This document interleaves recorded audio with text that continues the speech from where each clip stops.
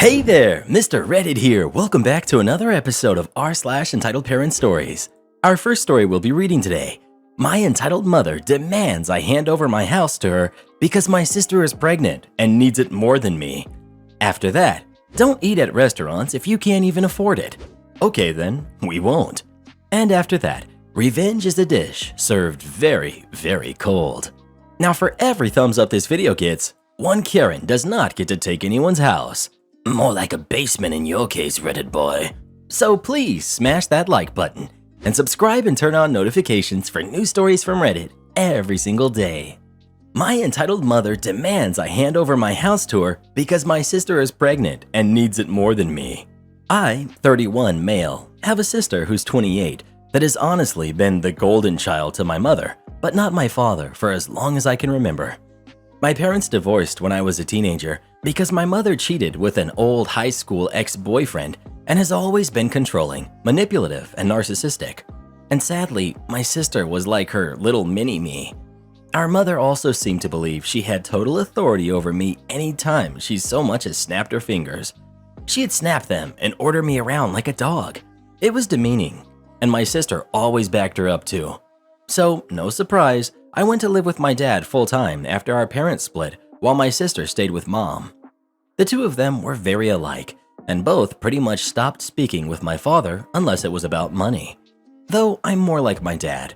My father was very business-oriented and started teaching me how to do his line of work as soon as I was 16.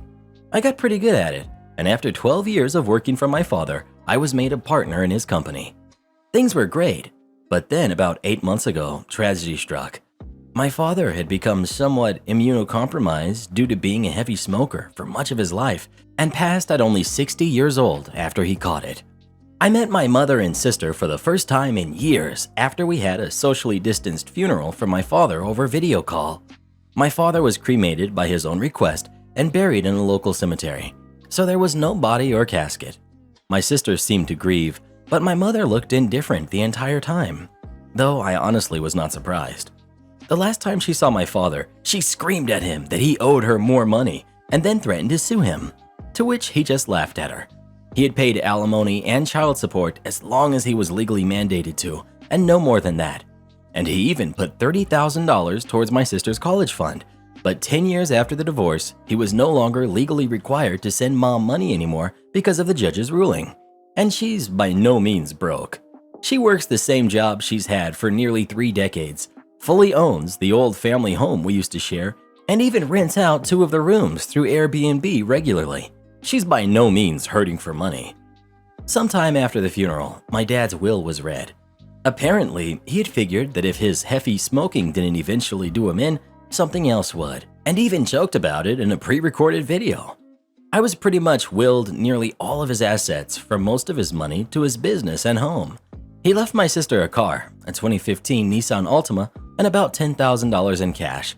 My mother only got $1,000 and a few other items that she had been claiming were rightfully hers since the divorce. Beyond that, I got the rest, and my girlfriend now lives with me in the house my father passed down to me. My sister pretty much went from finishing 2 years of community college to living off her boyfriend and only working part-time online for several years. And during that time, she got pregnant, but sadly lost it. I wasn't aware until after the funeral because we were practically no contact and no one else told me. When lockdown hit, her boyfriend's job started downsizing little by little, and eventually he was only able to stay on part-time, which hampered their finances to the point he was finally telling her that she needed to look for better employment as well since he was trying to find a second job. And then she got pregnant. She claims her and her boyfriend were careful, but calls it her miracle baby. One evening, I got an unexpected knock at my door, and when I answered, I was unpleasantly greeted by both my mother and sister. They both walked right in without even asking and made themselves comfortable in my living room. My girlfriend and I shared a look of confusion, and I asked why they had come by. My sister was giggling and looking all over, opening doors and seemingly giving herself a tour of my home. My mother had just plopped herself down on my sofa and snapped her fingers while demanding a cold bottled water. My girlfriend got the water for her, and I asked what they were here for. My sister seemed all giddy and just ignored me and continued snooping around my home, and before long, I heard her yell from down the hall, "Mommy, it's perfect." Yes, she still calls her mommy. My mother finally spoke up and said, "Well, I think it's time you did your brotherly duty." To which I was like, "What?" My mother then proceeded to say, "Now that your father has passed, this house should have gone to me since I was his only spouse. But you can still fix this. You make plenty of money, and you could just buy a new house. Your sister needs this one so much more since she's the one with the baby on the way. But if you're so determined on staying, you could just keep to one room and cover all of the bills until you decide to move out." My girlfriend and I read enough Reddit to know exactly where this is going and how it would play out if I let it go on. So I guess you could say we were mentally prepared. I took a deep breath and stated aloud, "That's not happening. You don't order me around, especially not in my own home. Yes, I make plenty of money, but like Dad, I'm gonna save it for when I really need it. Not that you care." My mother started snapping her fingers at me like she used to and loudly stated, "Stop! I am your mother, and you will do as I say because I brought you into this world and I'm the one in charge here. And as far as you're concerned, I am God. That means when I say jump, you say how high. This house is rightfully mine, and your sister will live here. Consider this your formal eviction. But since I'm gracious, I'll give you 2 weeks to pack your bags and transfer the deed to me." In the back of my mind, I'm thinking, this can't be real. But then I just grabbed my cell phone and started dialing. My mother quickly stood up and yelled, "What are you doing?" And I retorted, "I'm doing what I should have done as soon as this crap started. I'm calling the cops to get you out of my house." She started swiping at me and managed to knock the phone out of my hands. Then she proceeded to try and stomp on it, but I was quick enough to snatch it up before she could. "That's it. If you don't leave, I will force you out myself." She proceeded to slap me, and I returned the favor twice as hard. So much so I ended up knocking her back onto the couch. She held her hand out over her smeared makeup on her face in total shock, and then yelled, "How dare you!" I went back to dialing on my phone and said that if she didn't leave, I would have police come and remove her by force. My sister came barreling in between us, holding her arms out and saying that I should just do the right thing for once in my life and be a good big brother. I snapped and said, "Oh, really? I'm the bad sibling? Last I checked, I was the one who had to work for a living since I was a teenager. I had to do all of the chores in the house while you just sat on your butt playing video games or talking with your friends all day.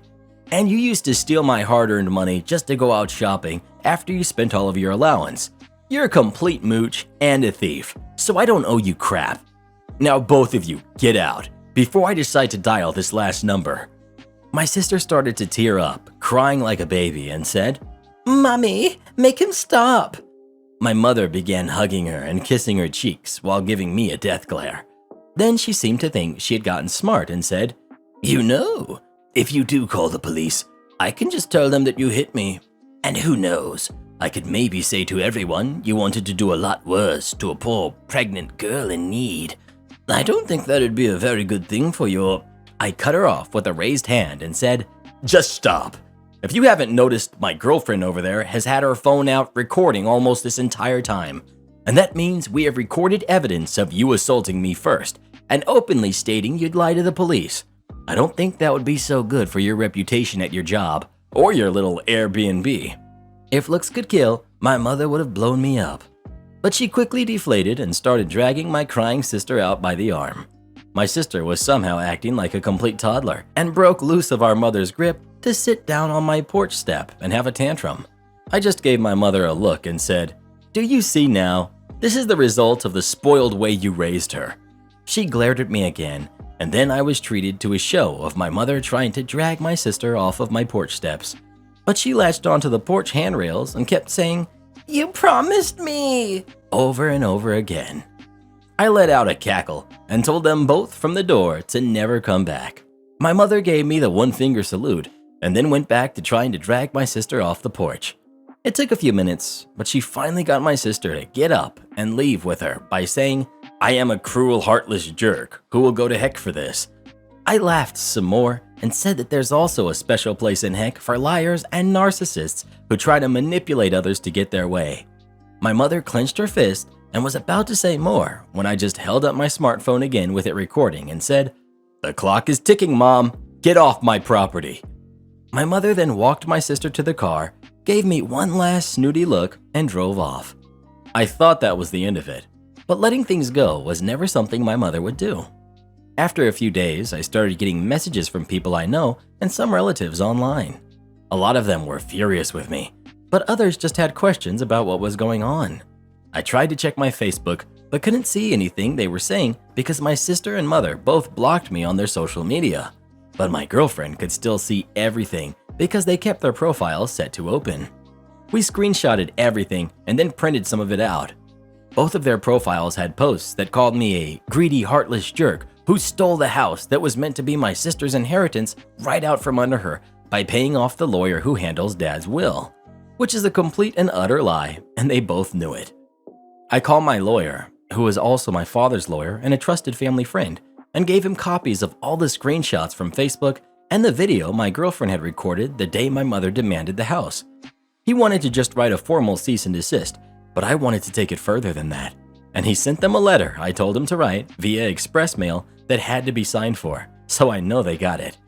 My mother called me in an absolute fury the same day the letter was delivered. I told her that if she and my sister didn't redact all of their untrue social media posts they made about me and tell the absolute truth, I'd send all the information I have to the whole family, her boss, and upload the videos we recorded of her online. And then I'd sue her on top of it.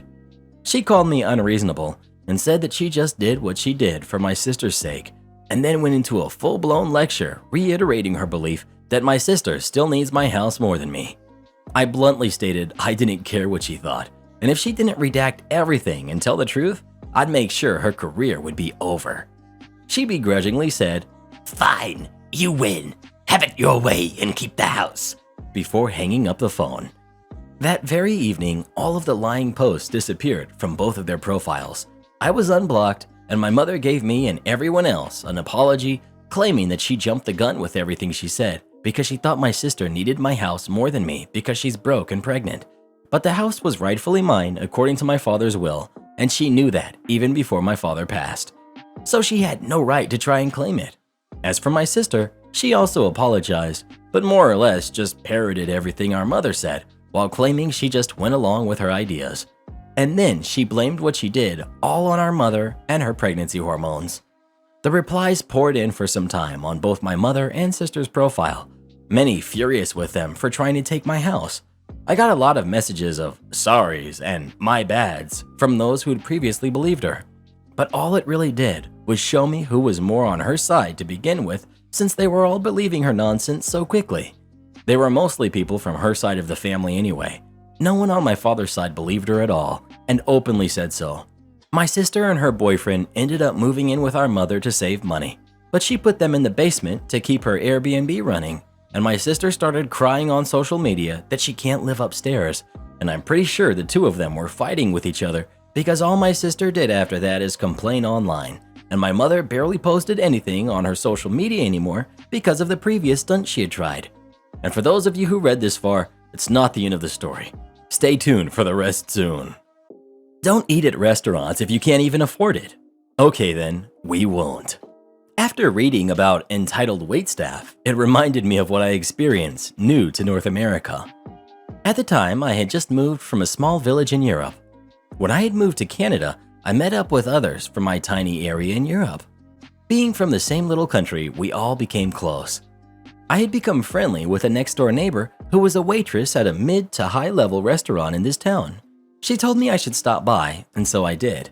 I brought my friends along, and it became a thing, where 9 to 12 of us would come in and eat and be served by her, at least once a week, every single week, often 2 times a week. I asked her if that was okay, but she never seemed overwhelmed, and we often caught her just chilling at the front desk once she was done with the initial plates. More on that later. Again, we are not from a tipping country, so I initially was going to tip 15%. Then I was graciously informed by the host that an auto 18% tip was added to the bill for groups larger than 6. Okay, great. Didn't have to figure out how much to tip. After almost 3 months or so of this, she stops by as I'm taking out my trash. One thing to know about her is that she seems nice, but also has no tact, and can have a bossy demeanor. She tells us she enjoys having us as customers and loves seeing us enjoy the food, but that we should be tipping 20% minimum. Heavy emphasis on the minimum. Also, good tippers would tip at least 30%. I'm a bit stunned that of all the things she'd talk about, this was it. So I simply say, "I'm sorry, okay." She finishes off with her signature sweet smile and the words, "Sorry, hun, if you can't afford to eat out, then you shouldn't be doing so." Now, if she was polite and said something like, "By the way, it's customary to tip this much if we do a good job. I understand you might not know the customs here," then I would have understood. But many times I remember she was inattentive as a waitress. We'd often have to flag her down after making eye contact, where she'd just wait behind the counter. Like I said, 20% was not out of the question, it was the way she said it. So I mentioned this encounter to my friends, and after a little talk, we realize we can't afford that. No, not if we also want to be able to purchase other goods such as fine wines, cheese we love, and the like. So we aren't poor, but we aren't rich either. These weekly dinners were little luxuries that we splurged for the sake of friends and feeling special in a fancy restaurant. It didn't break our bank, but it was still a significant amount of money. To tip her properly, and the fact that we all realized were other little things in life we'd rather spend our precious money on, we decided it was too much. Across all of us, it was hundreds in dollars in tips alone per week. That's a lot for us. We could use that money to rent a pool hall, fishing tours, which are very expensive, etc. So we did what any responsible adult would do. We stopped buying what we couldn't afford. It was far cheaper to host our gatherings in someone's house and to do a potluck or make a deli board, etc. Now, discussing this with other neighbors, I hear that she has said something to that sort to other people in the neighborhood. Invite out to eat, then tell them off later if the tip is too low. They always have said the same thing, 20% minimum. Service wasn't the best, very hurried, not very attentive, etc. And the entitlement. Anyways, we stopped eating at that restaurant and having her as a waitress. Mind you, I never stopped saying hi to her, kept up my pleasantries, etc. But now, after we all of a sudden stopped coming in, she had a scowl on her face when she'd see me, kept her responses quick, and stopped saying hi as much.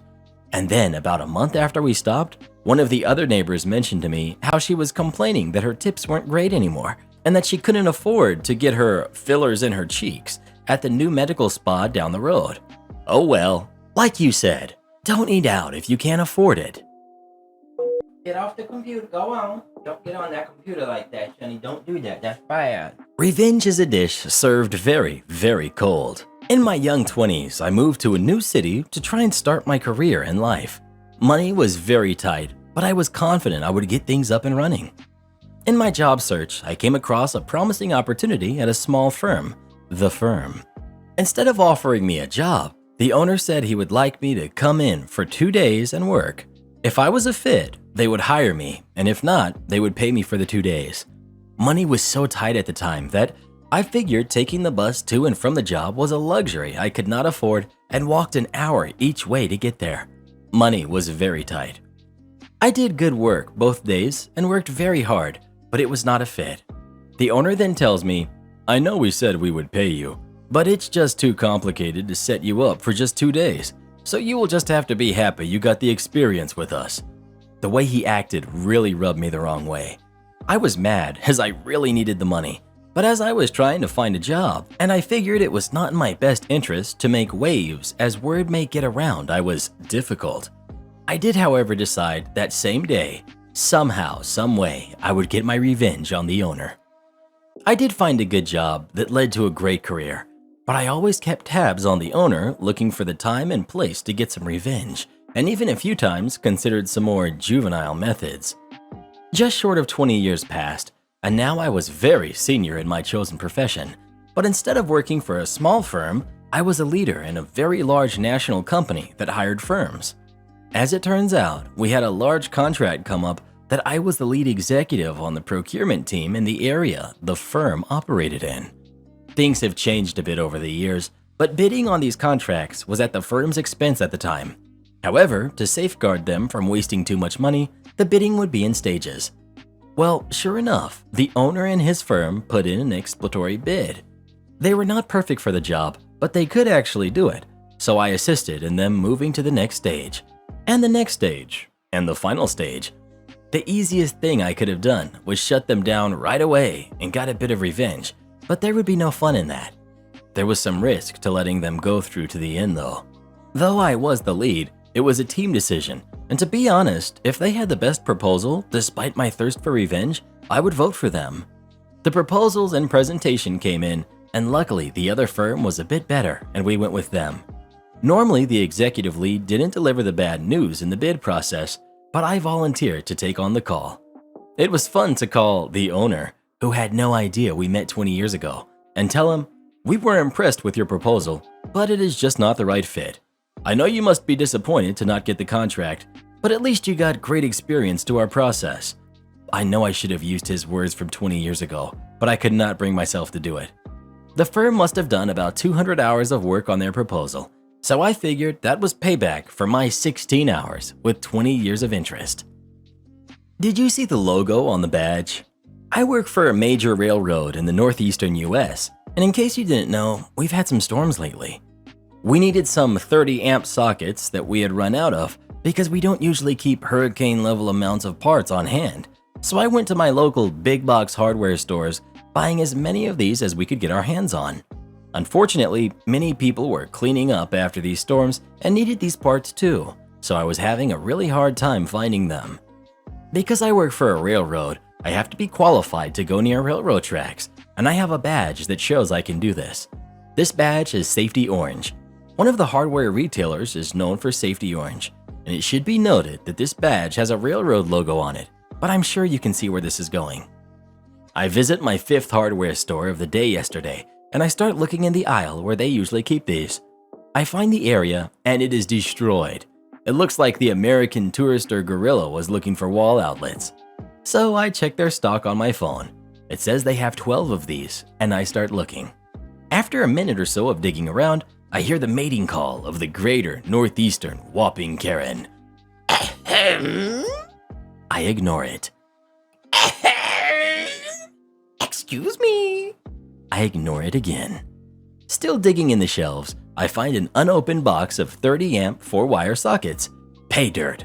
I'd been buried up to my waist in dusty shelves looking for these, so I pull myself out with a box of sockets looking like I just wrestled a badger. I came face to face with the Karen, all of 5'2", asymmetrical bob, chunky jewelry, sunglasses from the Kardashian collection, the whole bit. So, are you deaf or just plain stupid? Now, I'm pretty low on hoots to give on a good day, but today I'm completely out. My hoots are so low, they are in danger of collapsing in on themselves. So, with all the sass I can muster, I say, "Neither, Karen. I just don't give a darn about what you say." We all know that Karens love being called Karen. Karen. What did you just say to me? I said I don't give a darn. Where's your manager? I hope you enjoyed your last day working here. You're done. I don't work here. That's why I couldn't care less about you, your opinion, or who your husband is. Of course you do. Why else would you be wearing an employee badge? Employees here wear aprons, not badges. But it's orange. Yup. Bye. You're not going anywhere until I talk to your manager. And she stretches her multicolored talons for my badge. Me. You really need to think hard about what you do next. Any part of you that touches me is going to be broken. I already told you I don't work here. I'm leaving. Find someone else to complain to. I'm not interested. Now, admittingly, this was beyond the pale, because as I said, I was tired and irritated from a stretch of long, back-breaking days, and this is my 5th store today, and now I have to go and start work, so I did feel bad for how I talked to her as I walked away. I find a few other things I need and head up to pay. As I'm up at the customer service desk trying to ring up a tax-free sale on this stuff, I hear the shriek of the Karen. That's him! I'm not leaving here until he's fired. A woman in her mid to late 40s with a kind of exasperated face comes walking up to me and says, Manager, listen, I'm the manager on duty. This lady is in here all the time and she's a huge pain in my butt, so I'm sure that she's completely full of crap. But she says you pushed her over, called her a bunch of names and threatened her. Me. Literally none of that happened. I told her that if she touched me, she was going to regret it, and that was that. Manager. I thought so. So I'm going to make a big show of firing you, and we can both be done with her. Me. Nope, I'm not dealing with her. She acts like a self-entitled jerk because you bend over backwards for her every time she throws a tantrum. You do what you want. I'm not playing. Karen was standing behind her, sputtering like a lawnmower engine when I said that, but I didn't hear what happened after that. The cashier winked at me, handed me my receipt, and I left. If I see one pineapple on my pizza, I'm coming in personally to kick your butt. When I was in high school, my best friend and I worked at a pizza joint. We were drivers and would make pizzas between deliveries on slower days. One slow weekday evening, a bloke calls in and orders a pizza. He orders a specialty pizza that typically has pineapples and requests no pineapples are added. No problem, we get those requests all the time. But he takes it a step further. Last time you guys put pineapples on it, I swear, if I see one pineapple on my pizza, I'm coming in personally to kick your butt. Whoa. I hang up, shocked at the unnecessary threat to a teenager, one who was about to handle his food, and tell my buddy about the call. Immediately, our wheels start turning and we devise a brilliant plan. We make his pizza exactly as he requested, but before tossing it in the oven, we each grab giant handfuls of pineapple and squeeze out all the juice that we can onto his pizza. When we were finished, there was a standing pool of fluid across the entire pan. I cook it, box it, and have the pleasure of delivering it. When he answers the door, he repeats the threat he made on the phone. Sir, I personally made this pizza myself, and I can guarantee you that you will not find a single pineapple anywhere. Satisfied, he takes the box from me, and I head back to the restaurant. Like a giddy schoolgirl waiting for her crush to call, I stared at the phone, willing it to ring. Finally, it does, and the caller ID confirms my hopeful anticipation. He has lost his mind, screaming about how he demanded no pineapple, but it's all he can taste. I calmly tell him I was the one who made and delivered it, and I reassured him I put no pineapple on the pizza. Sir, please take a picture of the pizza, because if a pineapple made it onto the pizza, we want to make it right. As I said before, I made it myself and was extra mindful that no pineapple was added. He finished his crazy tirade and slammed the phone down. Still waiting for his butt kicking that he promised. Edit. The dude was not allergic to pineapple. We had previous history with him, and he was just a jerk. Am I the jerk for letting my friend know he's not the baby's father? Using a throwaway account and fake names for this. Okay, background here. I've been dating this girl, Meg, since the start of February. We obviously haven't been able to really date much with stay-at-home in place, but we were able to go on a few dates and hang out sometime before everything hit. One of those times was at a party at her place. She lives with 3 other girls in a big house. I brought my best friend / roommate, James, with me since it was a big party. James ended up hooking up with one of Meg's roommates, Liz. A couple of months ago, Liz found out she was pregnant and said James was the dad. He's been freaking out, but trying to really be there and take responsibility. He's already changed a lot of his plans he had for next year with school and job stuff, and I know it's caused a lot of fights with his family because they're really strict / hard on him anyway. We're all in our early 20s. Me and James are both 23, Meg is 22. I don't know for sure how old Liz is, but she was in school with Meg, so I think also 22. He and Liz didn't really know each other very well, so that's been awkward too. So last week, I was on a video call with Meg. We've been having them a couple of times a week to try and keep what we started going. Anyway, we were talking when Liz stopped by Meg's room. Liz didn't know Meg was on a call, I guess, and started talking to her about how stressed she was / what she was gonna do because she had to tell her ex that he's the dad of the baby. I was shocked. When Meg got back to the call, she knew I had heard and asked me not to say anything to James. She said Liz wanted to talk to the baby's dad / her ex before she told James he wasn't the father after all. I guess she really did think the dad was James at first, but the timing doesn't add up right for that. I'm not sure on the details. I agreed at first, but then a couple of days later, James was crazy stressed about the baby and money and trying to make plans, and it felt wrong not to tell him. I let him know what I had heard. It led to a pretty big fight with him and Liz, and now Meg is mad at me. I get that she was trying to protect a friend, but I hardly know Liz, And James has been my best friend since high school. I couldn't keep that from him, right? I do feel bad that Meg is upset.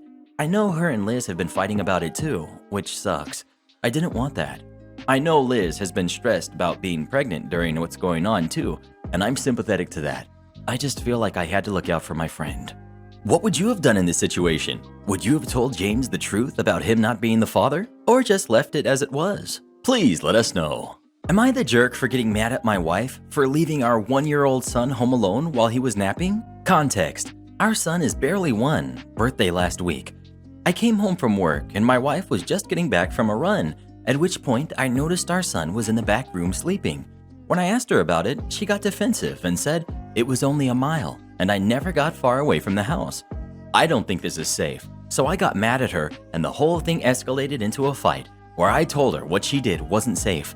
Now she's mad at me, thinks I'm being a judgmental jerk, and doesn't want to talk. She thinks it's no different than being outside in the backyard while he's napping. So what's the deal? Am I the jerk? Huge shout out to Carrie, our newest official channel member. Thank you so much for supporting the channel. It really means the world to Reddit Boy and I. Click this button to join as a channel member today, and we'll give you a shout out in our next video. And come watch this video next, the one that just popped up on the screen. YouTube is recommending it specifically for you based on other videos you've watched.